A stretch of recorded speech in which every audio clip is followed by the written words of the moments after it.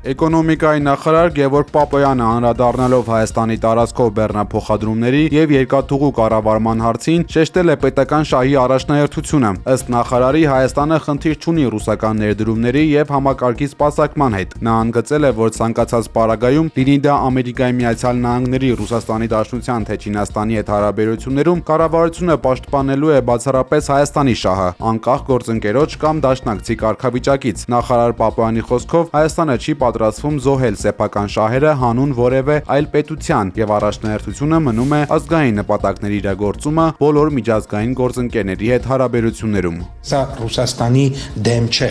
սա Հայաստանի համար է։ Եթե Ռուսաստանը կարողանա այդ ներդրումները անել եւ Ռուսաստանը կարողանա սպասարկել ռուսական կողմը, կարողանա սպասարկել այդ համակարգը, որ Հայաստանի միջով այդ բեռները անցնեն եւ մենք դրանից